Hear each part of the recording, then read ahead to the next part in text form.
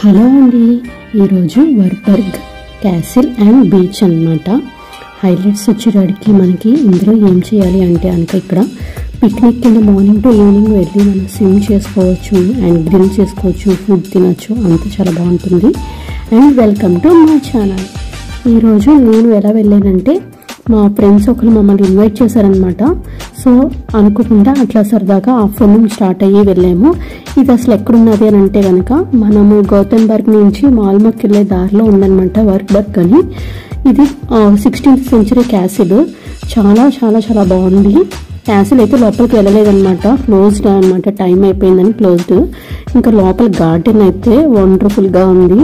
దాని వెనక అసలు బీచ్ వ్యూ అయితే ఇంకా మైండ్ బ్లోయింగ్, అసలు చెప్పనక్కర్లేదు. లొకేషన్ అయితే ఫిదా అయిపోయా నేను. ఇక్కడ చూడండి, లొకేషన్స్కి పెద్ద ఫేవరెట్ ఫ్యాన్ అనమాట నేను. ఎక్కడికి వెళ్ళినా ఎటువంటి ప్లేస్కి వెళ్ళినా కానీ లొకేషన్స్ మటుకు చాలా చాలా బాగుంటాయి.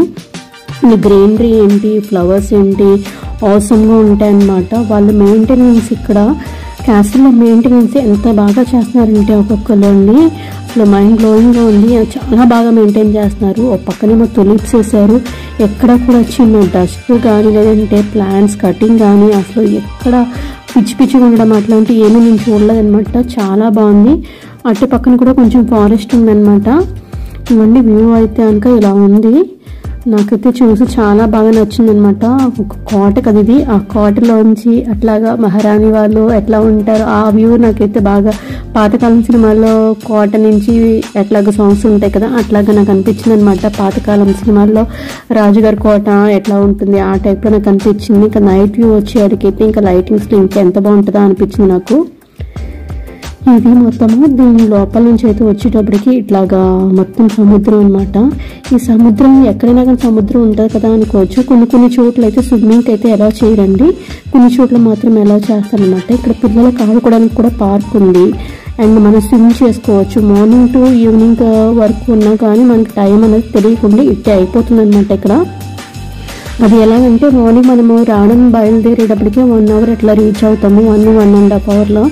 ఆ రీచ్ అయిన తర్వాత కొంచెం స్నాక్స్ తినేసి మనం స్విమ్ చేసుకోవచ్చు. ఇక్కడ స్విమ్ చేసుకొని మళ్ళీ కొంచెం ఫ్రెష్ అయ్యి మళ్ళీ లంచ్ చేసుకోవచ్చు. లోపల గార్డెన్ అంతా తిరగచ్చు.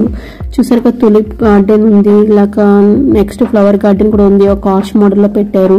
అదంతా అయిపోయింది. ఇక్కడ గ్రిల్ చేసుకోవచ్చు అనమాట. గ్రిల్ చేసుకొని చక్కగా కూడా మనం ఎంజాయ్ చేస్తూ తినచ్చు. చాలా బాగుంటుంది. వ్యూ అయితే చాలా చాలా చాలా బాగుంది.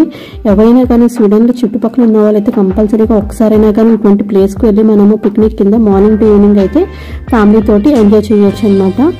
సో ఎవరు మిస్ కాకండి, చాలా బాగుంటుంది. వ్యూ ఏంటి, ఆ నేచర్ ఏంటి, అంతా చాలా చాలా బాగుంది. ఎక్కడ కూడా ఎటువంటి డిస్టర్బెన్స్ లేదు.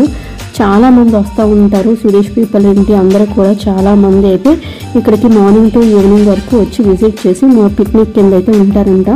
మేము వెళ్ళిన టైంలో హాలిడే కాబట్టి ఎవరు బయటకు వెళ్ళిపోయారు చాలా మంది. నార్మల్గా అయితే కనుక అసలు చాలా రష్గా ఉంటుందంటే ఇక్కడ అసలు చాలా ఖాళీ ఉండదు అని అంటున్నారు అనమాట. సో మా friends already 3-4 times every year వెళ్తూ ఉంటారంట. సో ఇంకెందుకైతే మీరు కూడా ఒకసారి ప్లాన్ చేసేసి మీ ట్రిప్ ఎలాగైందనో చెప్పండి. ఈ వీడియో చూసి మీరు ఏమనుకున్నారు, ఇంకా క్యాసిల్ ఏమైనా ఇంట్రెస్ట్ ఉందా, ఏమనుకున్నారో నాకు కామెంట్ సెక్షన్లో కామెంట్ చేయండి. Thank you.